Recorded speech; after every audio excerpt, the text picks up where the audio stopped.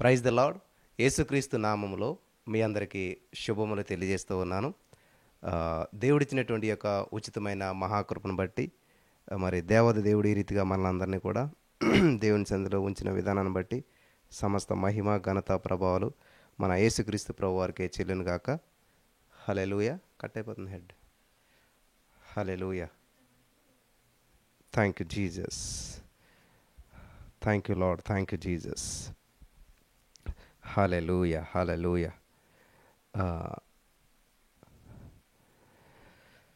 Thank you Jesus.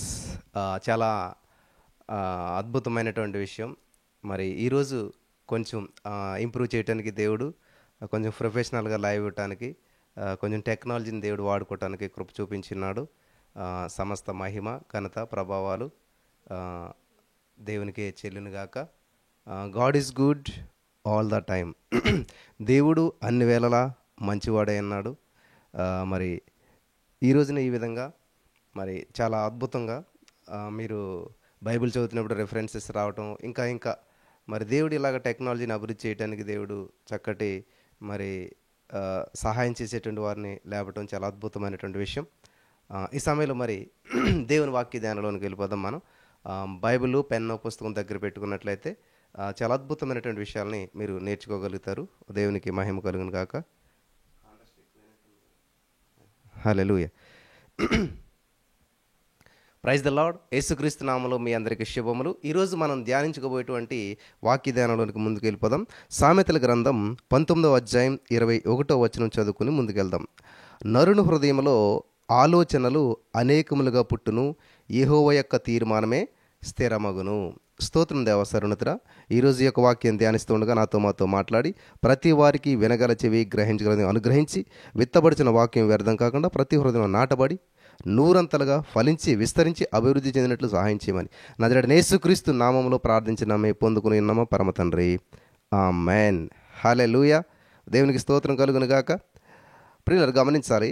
సామెతల గ్రంథం 19వ అధ్యాయం 21వ వచనంలో దేవుడు చెప్పిన మాట ఏంటంటే, నరుని హృదయంలో అనగా మన హృదయాల్లో అనేక ఆలోచనలు వస్తాయంట, కానీ యెహోవా యొక్క తీర్మానమే స్థిరమవుతుందంట. దేవుడు మన పట్ల ఒక తీర్మానాన్ని కలిగి ఉన్నాడు. ఆ తీర్మానం స్థిరపరచబడుతుంది, ఎన్ని ప్లాన్లు వేసినా ఎన్ని ప్రణాళికలు వేసినా.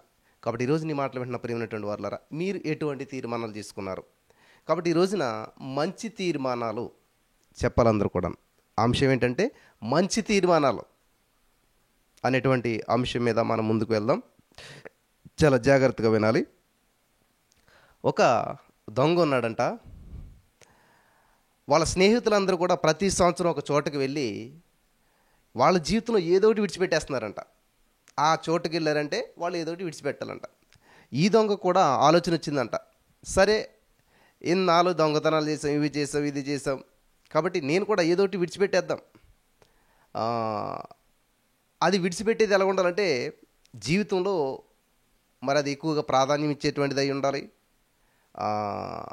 అది లేకపోతే ఉండలేనట్టుగా ఉండేటువంటిది ఉండాలి. అటువంటిది ఏదో విలువైనటువంటిది ఏదో విడిచిపెట్టి రావాలంటాడు.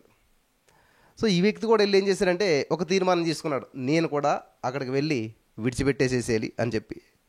నరు హృదయాల ఆలోచనలు అనేకంగా పుడుతూ ఉన్నాయి, యెహోవా యొక్క తీర్మానం స్థిరమవుతుంది. కాబట్టి ఈయన హృదయంలో ఆలోచన అనేక వస్తున్నాయి. ఒక తీర్మానాన్ని స్థిరపరచుకున్నాడు అటండి, నేను అబద్ధాలను విడిచిపెట్టేస్తాను, నా జీవితంలో నేను అబద్ధం ఆడకూడదు. వింటున్నారా?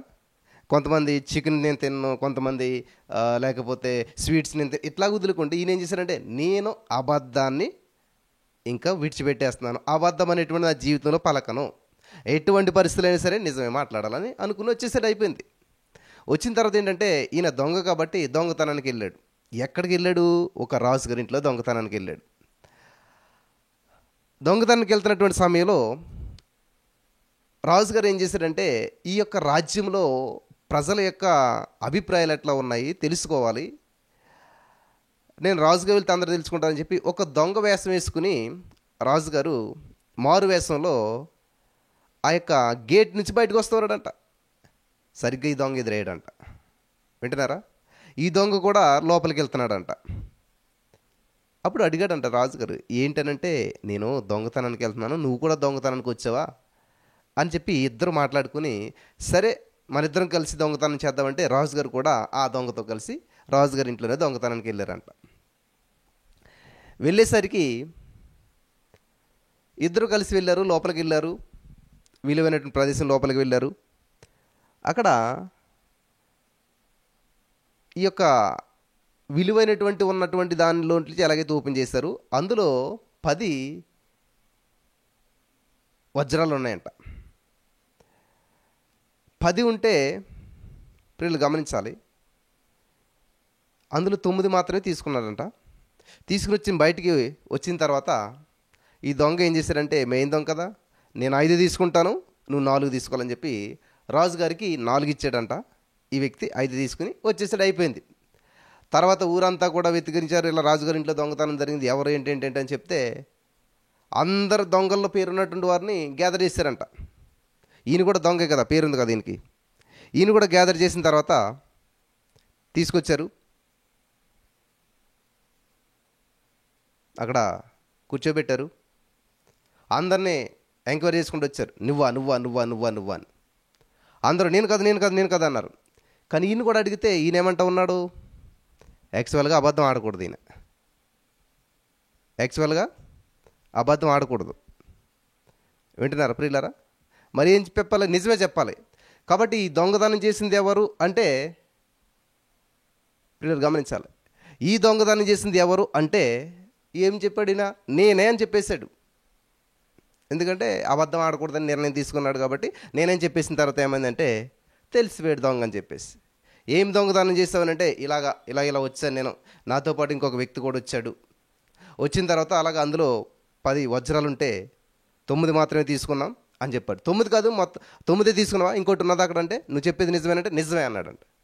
అప్పుడు మంత్రిని పంపించాడంట, మంత్రి అక్కడికి వెళ్ళి చూసిరావయ్యా, ఒక వజ్రం ఉన్నది అంటున్నాడు అని అంటే వెళ్ళాడంట. వెళ్ళి పిల్లలు గమనించాలి, అక్కడికి వెళ్ళి మంత్రి చూస్తే నిజంగా ఒక వజ్రం లోపల ఉన్నదంట. అప్పుడు ఈ మంత్రి ఏమనుకున్నాడంటే, ఎంత విలువైన వజ్రం ఇది, మనకుంటే మనం కోటీశ్వర్లు అవ్వచ్చు, కాబట్టి ఈ వజ్రం ఏదో మనం తీసేసుకుంటే ఆ దొంగ మీదకే పోతుంది కాబట్టి అనుకుని ఆ వజ్రాన్ని తీసి జేబులు పెట్టుకుని వచ్చేసాడంట.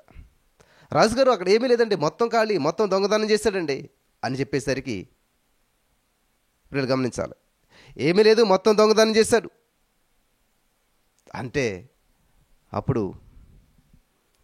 రాజుగారు, ఇతను చెప్పేదంతా కరెక్ట్గానే ఉంది, మరి నిజంగా అక్కడ వజ్రం ఏమైపోయింది, ఇతను దొంగతనం చేశాడంటే చేశాను అంటున్నాడు, ఎన్ని తీసుకున్నాడు ఏంటో, ఎందుకంటే నేనే కదా పక్కన ఉంటా. అతను నిజంగా 5 తీసుకున్నాడు, నాకు 4 ఇచ్చాడు, ఒకటి అక్కడ వదిలేశాడు, నాకు కూడా తెలుసు ఆ విషయం. కానీ ఏంటి మా మంత్రి గారు అబద్ధం ఆడుతున్నాడు అని చెప్పి రాజుగారు మంత్రి గారిని చెక్ చేయించారంట. హల్లెలూయా. మంత్రి గారి చేత చెక్ చేయించేస్తే మంత్రి గారి జేబులో వజ్రం దొరికిందట. చూసారా, నిజమైనటువంటి అబద్ధకులు ఎవరు ఇప్పుడు, మంత్రి గారు. వెంటనే రాజుగారు బయటపడ్డాడు. నేను రాజ్యాన్ని పరిశీలన చేయడానికి వచ్చినప్పుడు, అసలు ఎవరు నిజమైన వారు ఏంటి తెలుసుకోవాలనుకున్నప్పుడు, నేనే దొంగ రూపంలో బయటకు వస్తే ఈ దొంగతనానికి వచ్చాడు, ఇద్దరం కలిసి ఇలా చేసి అంతా చెప్పేశాడు రాజుగారు. కాబట్టి ఇతను ఎంటర్ అయిన దగ్గర నుంచి ఇప్పటి వరకు కూడా ఒక్క మాట అబద్ధం మాట, అంతా నిజాయితీనే చెప్తున్నాడు, అంతా కరెక్టే చెప్తున్నాడు. హల్లెలూయా. వింటున్నారా? అంతా నిజాయితీగా చెప్తున్నాడు, అంతా కరెక్ట్గా చెప్తున్నాడు. ఇతడు చెప్పే దాంట్లో ఏ అబద్ధము లేదు.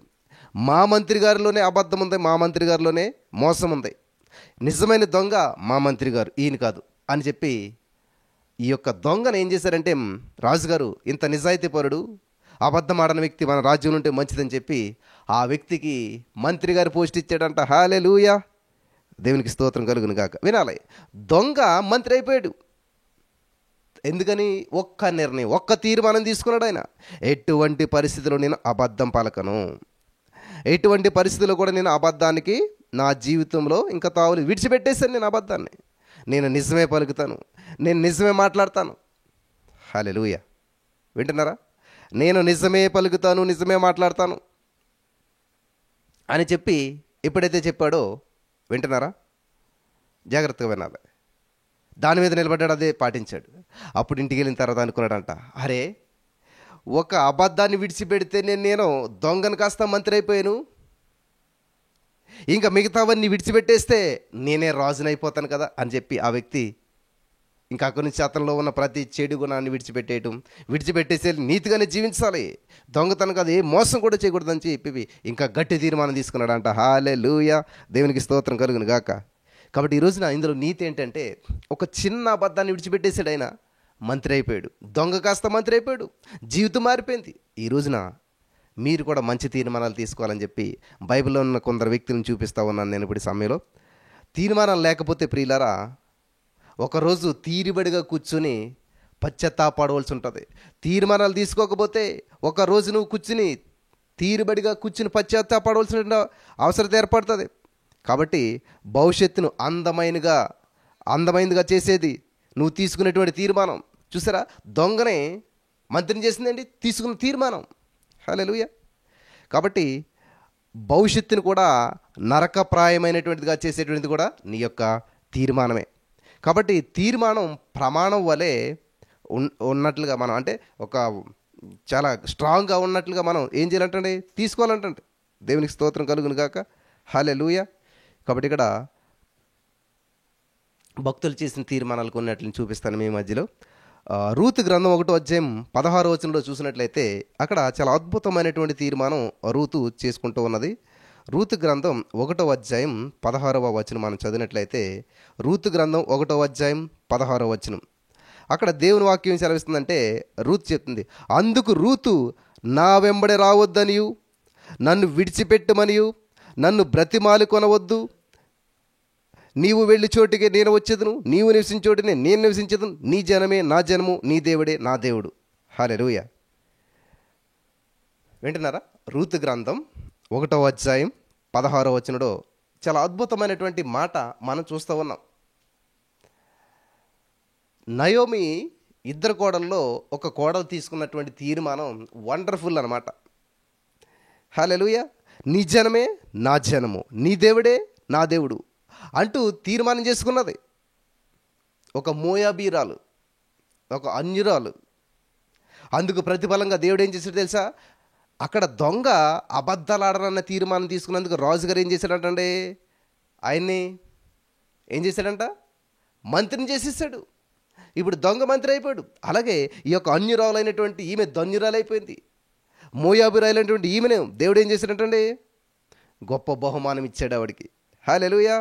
ఏంటంటే మెస్సయ్యకు ఆమె పితరురాలైపోయింది. యేసుక్రీస్తు ప్రభువు వంశ వృక్షంలో స్థానం సంపాదించేసింది. జస్ట్ చిన్న తీర్మానం, ఎవరితోటి? దేవుడితోటి కాదు, తన అత్తమ్మతోటి ఒక మంచి తీర్మానం తీసుకున్నది. దేవునికి స్తోత్రం కలుగును గాక. వింటున్నారా ప్రియమైనటువంటి సహోదర స్నేహితులారా? ఒక మంచి తీర్మానం మనిషిని ఎంతగా మారుస్తుందో ఈ రోజున మీ జీవితాలు కూడా మీరు తీసుకున్న తీర్మానం. ఖచ్చితంగా ప్రతిరోజు 3:30 లేచి దేవుని సన్నిధిలో ఉంటాను నేను. అది ఆదివారం, సోమవారం నాకు అనవసరం. 365 రోజులు సంవత్సరం ఒక్కరోజు మిస్ అవ్వకుండా ఖచ్చితంగా నా టైం అది దేవుని సన్నిధిలో ఉంటాను నేను. ఎర్లీ మార్నింగ్ 3:30కి దేవుని సన్నిధిలో గడుపుతాను. ఈ తీర్మానం తీసుకొని చూడండి, మీ జీవితాలు ఎంత అద్భుతంగా ఉంటాయో. కాబట్టి ఇక్కడ ఏం చేస్తుందంటే, భాగ్యాలన్నిటికంటే మిక్సిన భాగ్యం అన్నట్టుది కదా.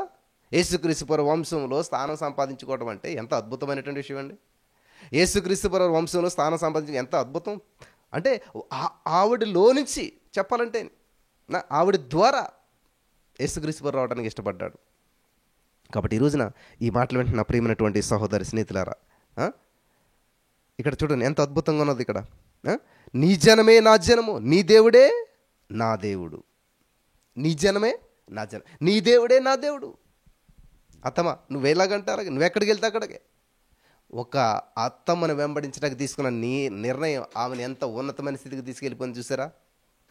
నేను త్వరగా వెళ్తాను కొన్ని విషయాలు మీతో చెప్పాలని. నెక్స్ట్ రెండవది సమూయేలు మొదటి గ్రంథం 12వ అధ్యాయం 23వ వచనం. సమూయేలు మొదటి గ్రంథం 12వ అధ్యాయం 23వ వచనం చదువుకుని మనం ముందుకెళ్దాం. సమూయేలు మొదటి గ్రంథం 12వ అధ్యాయం 23వ వచనం చదివినట్లయితే అక్కడ దేవుని వాక్యం సెలవిస్తుందంటే 23వ వచనం. సమూయేలు మొదటి గ్రంథం 12వ అధ్యాయం 23వ వచనం. హల్లెలూయా. నా మట్టుకు నేను మీ నిమిత్తము ప్రార్థన చేయటం మానుట వలన యెహోవా నాకు విరోధంగా పాపం చేసిన వాడగును. హల్లెలూయా. మొదటి సమూయేలు 12:23 చూడండి, నా మట్టుకు నేను మీ నిమిత్తం ప్రార్థన చేయటం మానుట వలన యెహోవాకు విరోధముగా పాపము చేసిన వాడనగుదును, అది నాకు దూరమగునుగాక. ఎవరు చెప్తున్నారు ఈ మాట? ఇప్పుడు గమనించాలి. సమూయేలు తీసుకున్నటువంటి తీర్మానం నెంబర్ 1, రూతు ఒక తీర్మానం తీసుకుంది. నెంబర్ 2, సమూయేలు తీసుకున్నటువంటి తీర్మానం ప్రార్థన చేయుదును, లేని ఎడల అది నాకు పాపమగునంటూ ఒక అద్భుతమైనటువంటి తీర్మానం తీసుకున్నాడు సమూయేలు గారు. ఆ తర్వాత ఇజ్రాయేల్ చరిత్రలో తనదైనటువంటి శైలిలో తన ముద్రను ఎలా వేశాడో మొదటి సమూయేలు గ్రంథంలో మీరు చదువుకోవచ్చు. సమూయేలు మొట్టమొదటి ప్రవక్త. చూసారా సమూయేలు ఎంత గొప్పవాడో మీకు తెలుసు. ఏం చేస్తున్నాడు? ప్రార్థన చేయకపోతే పాపం అయిపోతుంది అంటూ ఉన్నాడు. ఆ నిర్ణయం ఆ సమూయేలుని గొప్ప వ్యక్తిగా మార్చేసింది. కేవలం ప్రార్థన. చూసారా, మాకు ఏమీ రాదండి, ఎస్ ప్రార్థన చేస్తానని తీర్మానం తీసుకోండి, ప్రభు సన్నిధిలో గడుపుతానని తీర్మానం తీసుకోండి. Thank you Jesus, thank you Lord, హల్లెలూయా.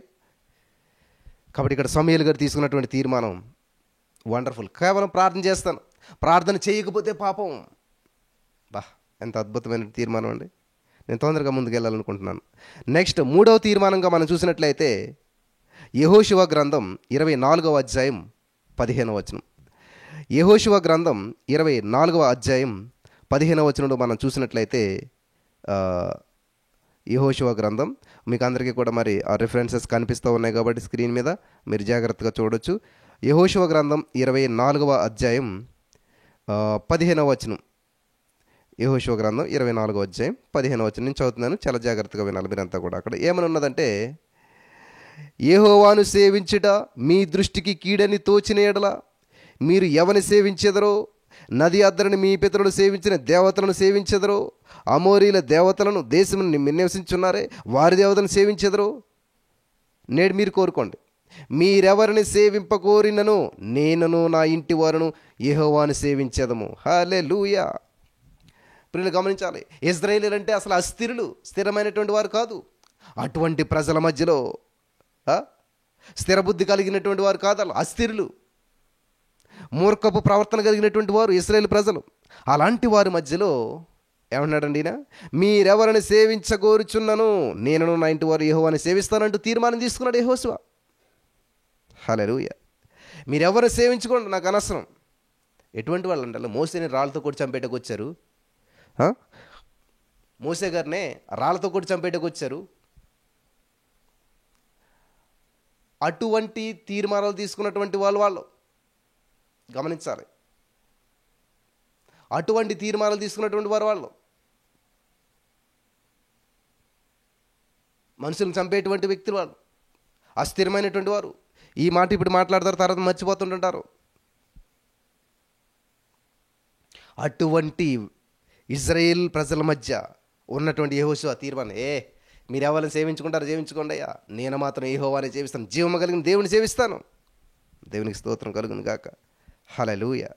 మీరెవరిని సేవించగోరుచున్నను నేనును నా ఇంటి వారును యెహోవానే సేవిస్తాం. ఎంత బాగుందన్న రిఫరెన్స్, గుర్తున్నది మీకు అసలు? ఇది ఎప్పుడన్నా గుర్తుపెట్టుకోండి. యెహోషువ గ్రంథం 24:15 హృదయం అనే పలక మీద రాసుకోండి. హల్లెలూయా. దేవునికి స్తోత్రం కలుగును గాక. మీరెవరిని సేవించినా నాకు అనవసరం, నేను మాత్రం యెహోవానే సేవిస్తాను. దేవునికి స్తోత్రం కలుగును గాక. ఎంత అద్భుతమైనటువంటి రీతిలో ఉన్న చూసారు ఈ మాట. యెహోషువ జీవితాన్ని మార్చేసింది. అసాధ్యమైనటువంటి సుసాధ్యం చేసేటువంటి వాడిగా, సూర్యచంద్రుని ఆపినటువంటి వ్యక్తిగా, చరిత్రలో ఎప్పుడు జరగలేని కార్యం, ముందు జరగలేదు, వెనక జరగలేదు, మళ్ళీ ఎప్పుడును గొప్ప తీర్మానాలు తీసుకు వీళ్ళు గమనించాలి. గొప్ప తీర్మానాలు తీసుకున్న వాళ్ళే గొప్ప వాళ్ళు అవుతారు. నా చుట్టూ ఉన్న వాళ్ళందరూ కూడా అవిధేయులు, తిరుగుబోతులు, వాళ్ళ మధ్యలో నేను పరిశుద్ధంగా జీవించలేకపోతున్నాను అంటున్నారా? యెహోషువను మాదిరిగా చేసుకుని ప్రవర్తించండి. యెహోవాను మాదిరిగా చేసుకుని మంచి తీర్మానం తీసుకోండి. బ్రదర్, నా ఆఫీసులు అందరూ అన్యులే, మా ఇంట్లో అందరూ అన్యులే, మా చుట్టుపక్కల వేరే మారు మనసు పొందలేదు, కేవలం నేనే మారు మనసు పొందాను. Praise God. You are unique, you are special. కాబట్టి ప్రత్యేకమైన వ్యక్తి కూడా ప్రత్యేకంగా జీవించి చూపించండి. నువ్వు చాలా కష్టమైపోతుంది. నో, దేవుడు నిన్ను ఏర్పాటు చేసుకున్నాడు. అనేక మంది పిలువబడ్డా నిన్ను ఏర్పాటు చేసుకున్నాడు. నీ చుట్టుపక్కల పరిస్థితి ఎలాగున్నా సరే, నీ కుటుంబంలో నేను ప్రత్యేకించుకున్నాడు, ప్రత్యేకంగా జీవించండి. ఈ లోక స్నేహం దేవుని దృష్టికి వైరం అని మీరు ఎరుగరా? కాబట్టి ఈ లోకంలో జీవించాలి, కానీ లోకంతో కలిసిపోకూడదు. మనం ఒక బోటు నీటిలోనే వెళ్ళాలి, లేకపోతే ప్రయాణం ముందుకెళ్తాం. కానీ నీరు బోట్లోకి రాకూడదు. బోటు నీటిలో వెళ్ళాలి, కానీ నీరు బోట్లోకి రాకూడదు. బోటు నీటి మీద వెళ్తే ప్రయాణం, అదే నీరు బోటులోకి వస్తే ప్రమాదం. కాబట్టి ప్రయాణమా ప్రమాదం అనేటువంటిది మన మీద ఆధారపడి ఉంటుంది, మనం తీసుకునే నిర్ణయం మీద ఆధారపడి ఉంటుంది, తీసుకునే తీర్మానం మీద ఆధారపడి ఉంటుంది. కాబట్టి ఈరోజున ఒక స్ట్రాంగ్ డెసిషన్ తీసుకోండి, ఒక నిర్ణయం, మంచి నిర్ణయం తీసుకోండి. హల్లెలూయా. ఇంకొక మాట, ఎస్తేరు గ్రంథం 4వ అధ్యాయం 16వ వచనం. ఎస్తేరు గ్రంథం 4వ అధ్యాయం 16వ వచనం చదువుకుని ముందుకెళ్తాం మనం. వీళ్ళంతా కూడా ఎందుకు ఇంత గొప్పవాళ్ళు అయ్యారు? బైబిల్ పరిశుద్ధ గ్రంథంలోనే లిఖించబడ్డది వీళ్ళ గురించి అని చూసినట్లయితే, వాళ్ళు తీసుకున్నటువంటి తీర్మానాలు, దేవునికి స్తోత్రం కలుగును గాక. ఏంటండి వాళ్ళు తీసుకున్నటువంటి తీర్మానాలు? హల్లెలూయా, దేవునికి మహిమ కలుగును గాక. వాళ్ళు తీసుకున్నటువంటి తీర్మానాలు చాలా అద్భుతమైనటువంటి తీర్మానాలు. చూద్దామా ఒకసారి? ఎస్తేరు గ్రంథం 4వ అధ్యాయం 16వ వచనం మనం ఒకటి చదివినట్లయితే దేవుని వాక్యం సెలవిస్తుందంటే, నీవు పోయి సూసానునందు కనబడిన యూదులందరినీ సమాజ మందిరమునకు సమకూర్చి నా నిమిత్తం ఉపవాసం ఉండి 3 దినములు అన్నపానములు చేయకుండి, నేను నా పనికత్తులను కూడా ఉపవాసం ఉండి ప్రవేశించి న్యాయ విరుక్తమని ఉన్నను. నేను రాజునద్దకు ప్రవేశించదను, నేను నశించేదను. What a wonderful! హామాను ద్వారా భయంకరమైనటువంటి పరిస్థితి వాళ్ళకి ఎదురైంది, యూదులందరికీ కూడా. ఆలస్యం చేయకుండా అత్యవసరమైనటువంటి పరిస్థితుల్లో నడుం కట్టుకొని, నేను నా పనికత్తులు కూడా ఉపవాసం ఉంటామంటూ యూదులందరినీ కూడా తన ప్రార్థనల చేత రక్షించుకున్నటువంటి మరి దీనురాలు, యోధురాలు అని చెప్పాలి. ఒక స్త్రీ తీసుకున్నటువంటి తీర్మానం చరిత్రగతిని ఎలా మార్చేసిందో చూసారా? ఒక స్త్రీ తీసుకున్నటువంటి తీర్మానం చరిత్రని, ఈరోజు కూడా చరిత్ర అయిపోయింది. అది చరిత్రను మార్చేసింది. ఒక్క యూదుడు కూడా ఉండేవాడు కాదండి, ఒక్క యూదుడు కూడా ఉండేటువంటి వాడు కాదు అక్కడతోటి. కానీ ఒక్క యూదుడు కూడా చనిపోకుండా కాపాడడానికి ఒక్క స్త్రీ తీసుకున్న తీర్మానం. హల్లెలూయా. ఎస్తేరు గ్రంథం అంతా మీరు చదివితే ఇంకా క్లారిటీగా అర్థమవుతుంది. జస్ట్ నేను ఒక వచనాన్ని చూపిస్తూ ఉన్నాను. ఏమంటుందండి? నేను నశించేదను. ఎస్, పోతే నేను ఒక్కదాన్ని పోతాను, లేకపోతే నా యూదు జాతి మొత్తం రక్షించబడుతుంది. హల్లెలూయా. ఈ మధ్యన ఈ కొటేషన్ బాగా వినిపిస్తుంది కదండి. మొన్న ఆ బుడమేరు వాగులో చిక్కుబడిపోయినటువంటి 10 మందిని ఒక జేసీబీ డ్రైవర్ కాపాడినప్పుడు న్యూస్ మొత్తం, యూట్యూబ్ ఛానల్, పేపర్ అంతా కూడా ఆయన ఒక మాట అని వెళ్ళాడు, పోతే నేను ఒక్కడిని పోతాను, వస్తే 10 మందిని కలిసి వస్తాం అంట. ఆయన వెళ్ళిపోయాడు ఆ వాగులోకి, జేసీబీతో వెళ్ళి 10 మందిని రక్షించాడు. చాలా సన్మానాలు చేశారు, చాలా మంచిది, దేవునికి స్తోత్రం. ఇది ఎవరు చేశారంటే ఒక లేడీ చేసింది ఇదే తీర్మానం, పోతే నేను ఒక్కదాన్నే పోతాను, లేదా నా జాతి మొత్తం రక్షించబడతారు. హల్లెలూయా. చూసారా? ఇప్పుడే కాదు, ఇటువంటి తీర్మానాలు ఎప్పుడూ జరిగినాయి, బైబిల్ గ్రంథంలో లిఖించబడ్డాయి. బైబిల్లో ప్రతిదీ మనకు ఉంటుంది, బైబిల్ మనకు ఆదర్శం. హల్లెలూయా, దేవునికి స్తోత్రం కలుగును గాక. వింటున్నారా ప్రియులారా? ఒక స్త్రీ తీసుకున్న నిర్ణయం, తీర్మానం యావత్ జాతిని, ఒక్క వ్యక్తి నశించకుండా కాపాడగలిగింది. హల్లెలూయా. అంత మాత్రమే కాదు, ఉరికంపం ఎక్కవలసినటువంటి మొర్దెకై ప్రధానమంత్రి అయిపోయాడు. కాబట్టి మనం తీసుకునే తీర్మానాలు సరైనటువంటివి అయితే జీవితాలు మార్చబడతాయి. దేవుని నామానికి మహిమ కలుగును గాక. హల్లెలూయా, హల్లెలూయా. మరి 4 చెప్పాను ఇప్పటికీ. 5వది చివరిగా ఇంకొక వ్యక్తి గురించి నేను చెప్పేసేసి ముగించేస్తాను. 5 వ్యక్తులు తీసుకున్న తీర్మానాలు వారి జీవితాన్ని తలకిందులు చేసేసాయి, ప్రజల జీవితాన్ని తలకిందులు చేశాయి, చరిత్రను తలకిందులు చేశాయి, ప్రపంచాన్ని తలకిందులు చేశాయి. ఈ రోజుకి కూడా వారి గురించి మనం ధ్యానం చేస్తూ ఉన్నాం. మనకందరికీ తెలిసిన వ్యక్తి ఎవరంటే దావీదు గారు. హల్లెలూయా. కీర్తనల గ్రంథం 132వ కీర్తన. దయచేసి ప్రతి వారు కూడా కీర్తన గ్రంథం తీసుకోండి. 132వ కీర్తన. హల్లెలూయా. 132వ కీర్తన.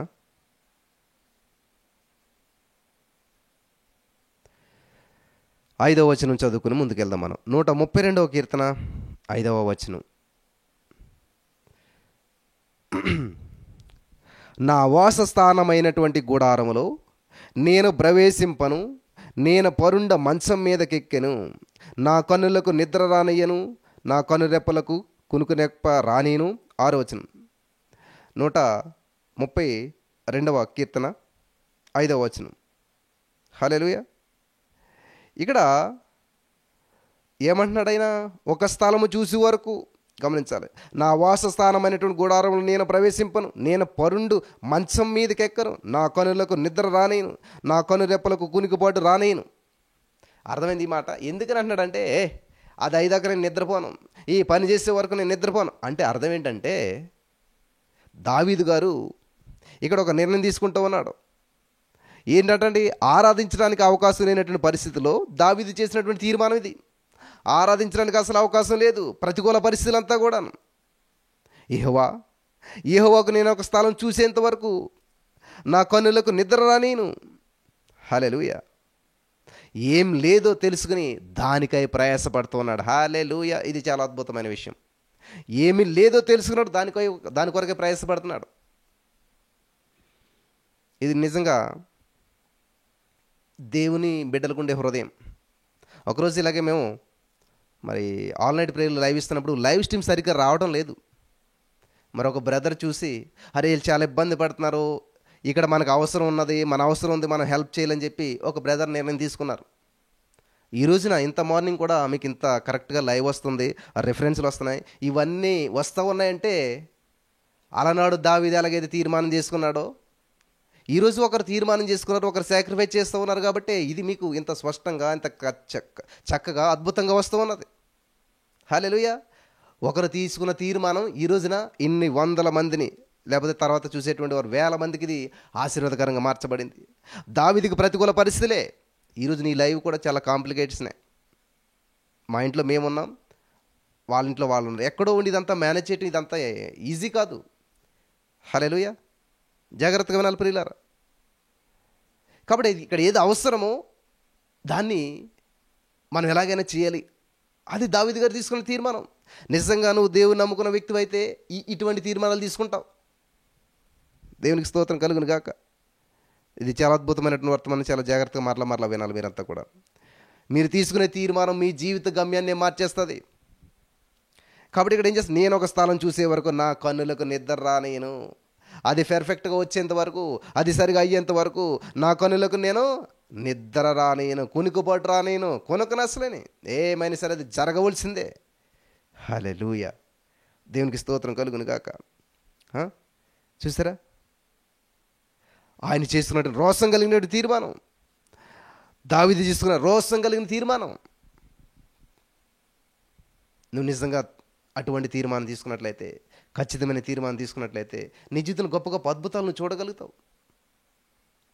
అనేక మందికి నువ్వు దీవెనకరంగా ఉండగలుగుతావు, మాదిరికరంగా ఉండగలుగుతావు. మేము కూడా మరి ఈ యొక్క తీర్మానం తీసుకున్నాం. ఎర్లీ మార్నింగ్ 3:30కే లైవ్ ఇవ్వాలి. ఎందుకంటే తర్వాత అయితే చాలామంది ఇస్తారు, మళ్ళీ అందరికీ ఇబ్బంది అవుతుంది. ఎవరికి మనం కాంపిటీషన్ ఉండకూడదు, ఎవరికి మనం ఇబ్బంది ఉండకూడదు. కాబట్టి వెనకన్నా ఉండాలి, ముందన్నా ఉండాలి. వెనకంటే కుదరదు ఎవరికి కూడాను, మళ్ళీ ఎవరి పనులు చేసుకుంటారు. కాబట్టి ముందుకే వెళ్ళిపోదాం, మనం ముందే ఉందాం అని చెప్పి 3:30కి వచ్చేసాం మేము. లేకపోతే ముందు 5:30 అలా పెట్టాము. 5:30కి పెట్టాం, 5 గంటలకు పెట్టాం. అలాగ అందరూ స్టార్ట్ చేసేసరికి వద్దొద్దు, అందరికీ ఇబ్బందిగా ఉండకూడదు అని చెప్పి మనమే ముందుకు వెళ్ళిపోతాం అని చెప్పి వచ్చినప్పుడు అందరూ అన్నది, ఎవరు వస్తారు ఈ టైంలోనూ, ఎవరు ఉంటారు? చూసారా, నువ్వు తీసుకున్న తీర్మానం మంచిదైనట్లయితే, హల్లెలూయా, నువ్వు తీసుకున్న తీర్మానం సరైనదైతే అది కొన్ని వందల వేల మందికి. ఎస్తేరు తీసుకున్న తీర్మానం మంచిది కాబట్టి పోతే నేను పోతాను, జాతి మొత్తం రక్షించబడింది. దావీదు తీసుకున్న తీర్మానం ఎక్కడ ఏది అవసరమో చూశాడు. ఎస్, ఉండాలి, మందిరం ఉండాలి ఖచ్చితంగాను. హల్లెలూయా అని చెప్పి తీర్మానం తీసుకున్నాడు. అద్భుతమైనటువంటి రీతిలో మరి అక్కడ మందిరాన్ని నిర్మించడానికి తీర్మానం తీసుకున్నాడు. కాబట్టి ఈ రోజున నా ప్రియమైనటువంటి సహోదరి స్నేహితులారా, ఈ మాటలు వింటున్నటువంటి మీరు, నువ్వు వెళ్ళేటువంటి మందిరంలో ఏముందో ఏమి లేదో తెలుసుకుని దానికై ప్రయాసపడుతున్నావా, లేక ప్రక్కకు తప్పుకుంటున్నావా? నీవు సహవాసంగా కూడుకునేటువంటి చోట ఏదైనా లోటు కనిపిస్తే నీ వలనది సఫలం అవునేమో ఆలోచించి ఒక తీర్మానం తీసుకో. అక్కడ ఏదైనా లోటు ఉంటే అది నీ వల్ల జరుగుతుందేమో ఒక తీర్మానం తీసుకో. కాబట్టి ఈ రోజున 5 తీర్మానాలు తీసుకున్నారు. ఈ 5 ఒకసారి గుర్తు చేసి ఈ యొక్క వాక్యాన్ని నేను ముగించాలని చెప్పి ఆశపడుతున్నాను. ఈ యొక్క 5 తీసుకున్నటువంటి తీర్మానాన్ని మీకు గుర్తు చేసి ఈ యొక్క వర్తమానాన్ని నేను ముగించాలనుకుంటూ ఉన్నాను. హల్లెలూయా. బ్రతుకులను మలుపులు తిప్పేటువంటి భక్తుల తీర్మానాలు విన్నారు కదా. తిని కూర్చోవడమే నీ తీర్మానం అయితే రేపు తృణీకరించబడతావు. తిని కూర్చోవడమే నీ తీర్మానం అయితే రేపు నువ్వు తృణీకరించబడతావు. నా ప్రియమైనటువంటి సహోదరి స్నేహితులారా, నీ సంఘానికి, నీ దేశానికి నువ్వు ఎంతవరకు ప్రయోజన పాత్రుడు ఒకసారి తెలుసుకో. ముందుకు అడిగేయండి. వేవేల బ్రతుకులను వెలిగించే దీపానవై నువ్వు ధరణి యందు ధన్యుడు కావాలి. ఈ 5 తీర్మానాలు ఒకసారి నేను గుర్తు చేస్తాను ప్రియులారా. నెంబర్ 1, రూతు తీసుకున్నటువంటి తీర్మానం యేసుక్రీస్తు వంశంలోనే స్థానాన్ని సంపాదించి పెట్టింది. సమూయేలు తీసుకున్న తీర్మానం, నేను ప్రార్థన చేస్తానన్నాడు. గొప్ప ప్రవక్తగా చరిత్రలో మునుపెన్నడూ చూడనటువంటి వ్యక్తిని చూస్తాం మనం. హల్లెలూయా. యెహోషువ తీసుకున్న తీర్మానం, 3:30కు లేస్తారు లేరు నాకు అనవసరం, మీరు లేచినా లేకపోయినా నేను మాత్రం లేచి దేవుని స్తుతిస్తాను. యెహోషువ అన్నాడు, మీరు ఎవరినైనా సేవించుకోండి, ఎటువంటి వాటికైనా మొక్కుకోండి, నేను మాత్రం అలా చేయను, నేను నా కుటుంబం మాత్రం దేవుణ్ణే సేవిస్తాం. In the name of Jesus. హల్లెలూయా. నేను మాత్రం దేవుణ్ణే సేవిస్తాను. ఎస్తేరు తీసుకున్న తీర్మానం, నా జాతి మొత్తం రక్షించబడాలంటే నేను ఉపవాసం ఉండి నేను వెళ్తున్నాను, కాటిపోతే నేను పోతాను, లేదా నా జాతి మొత్తం రక్షించబడుతుంది. దావీదు తీసుకున్న తీర్మానం, దేవుని మందిరాన్ని నిర్మించవలసిందే, దేవునికి ఒక స్థానం ఏర్పాటు చేయవలసిందే. హల్లెలూయా. దేవునికి స్తోత్రం కలుగును గాక అని చెప్పి తీర్మానం చేసుకున్నాడు. వీళ్ళు తీసుకున్న తీర్మానాలు చరిత్రని ప్రియులారా తిరగరాశాయి, చరిత్రలో నిలిచిండిపోయాయి. ఈరోజు మీరు తీసుకున్న తీర్మానం కూడా ఎలా ఉండాలి తెలుసా? మీ జీవితం తలకిందులైపోవాలి, మీ జీవితం మార్చబడాలి. ఒక దొంగ తీసుకున్న తీర్మానం మంత్రిని చేసి పడేసింది. ఈరోజు మీరు కూడా ఎటువంటి పరిస్థితులు సరే, నేను ఈ అప్పుల సమస్య నుంచి బయటపడే వరకు, ఈ యొక్క రోగం నుంచి బయటపడేంత వరకు, ఈ నిరుద్యోగం నుంచి బయటపడేంత వరకు, ఏది ఏమైనా సరే నా దేవుణ్ణి నేను స్తుతించకుండా ఉండలేను. నా ప్రాణం ఉన్నంత వరకు నేను మట్టిలో చేరే వరకు అని పాడతాం. అది తీర్మానంగా ఉండాలి, పాటగా ఉండకూడదు. ఏదో పాట పాడి మర్చిపోయేదిగా ఉండకూడదు, తీర్మానంగా ఉండాలన్నమాట. నువ్వు తీసుకునే తీర్మానం నీ జీవితాన్ని చాలా ప్రభావితం చేస్తుంది. హల్లెలూయా. వింటున్నారా? నువ్వు తీసుకునే తీర్మానం నీ జీవితాన్ని చాలా ప్రభావితం చేస్తుంది. కాబట్టి ఈరోజు నీ మాటలు వింటున్నా ప్రియమైనటువంటి సహోదరి స్నేహితులారా, మంచి తీర్మానాలు తీసుకోండి. వీళ్ళందరూ తీసుకున్న తీర్మానాలు మంచి తీర్మానాలు. కొంతమంది తీసుకున్నారు చెడు తీర్మానాలు. పౌలు గారు జైల్లో ఉండే ఆయన చంపే వరకు మేము అన్నం ముట్టం. పనికిమాలిన తీర్మానాలు తీసుకోవద్దు. పనికొచ్చే తీర్మానాలు, పరులకు ఉపయోగపడే తీర్మానాలు, ప్రపంచానికి ఉపయోగపడే తీర్మానాలు తీసుకుందాం. అటువంటి భాగ్యం ఈ వాక్యం వినిచిన వారందరికీ దేవదేవుడు అనుగ్రహించును గాక. ఆమేన్. స్తోత్రం దేవ సర్వోన్నతుడా. ఈ సమయంలో ఎంతమంది ఈ వాక్యం విన్నారో వాళ్ళు మోకరించే తీర్మానాలు తీసుకుంటూ ఉండగా ప్రతి తీర్మానం స్థిరపరచండి. Thank you Jesus. యేసుక్రీస్తు నామమున ప్రభువా, వారు తీసుకున్న తీర్మానం స్థిరపరిచినందుకు వందనం చెల్లిస్తున్నాను. వారిపై నీ ఆత్మాభిషేకం కుమ్మరించినందుకు వందనాలు చెల్లిస్తున్నాను. ఈ సమయంలో విత్తబడిన వాక్యం వ్యర్థం కాకుండా ప్రతి హృదయంలో నాటబడి 100 ఫలం పొందుకుని నా ప్రభువా నీ నామాన్ని మహింపరిచినట్లు కృప చూపించమని సమస్త మహిమ ఘనత ప్రభావాలు నీకే చెల్లిస్తూ నజరేయుడైన యేసుక్రీస్తు నామములో ప్రార్థించి నమ్మి పొందుకుని నమ్మ పరమ తండ్రి. ఆమేన్. యేసు రక్తమే జయం, శిలువ రక్తమే జయం. అపవాదికి సిగ్గేసిన మహిమ కలుగును గాక. ఆమేన్. తండ్రి దేవుని ప్రేమ, కుమారుడు యేసుక్రీస్తు వారి కృప, పరిశుద్ధాత్మ దేవునికి ఆదరణ, అన్యోన్య సహవాసం అనేది ఇప్పుడు ఎప్పుడు ఎల్లప్పుడు సదాకాలంతో నడిపించి బలపరచును గాక. ఆమేన్. Praise the Lord. అయిపోలేదు, ఇప్పుడు సాక్ష్యాల సమయం. ఎందుకంటే ఆశీర్వాద ప్రార్థన ముందు చేస్తానంటే చివరిలో ఎవరు ఉండలేదు, వెళ్ళిపోతున్నారు. కాబట్టి ఆశీర్వాద ప్రార్థన చేసేస్తే మరి చాలామందికి ఆశీర్వాదకరంగా ఉంటుందని చెప్పి చేశాను. ఇప్పుడు సాక్ష్యాలకు సమయం అనమాట. మరి మీలో ఎవరైనా సరే సాక్ష్యాలు చెప్పాలనుకుంటే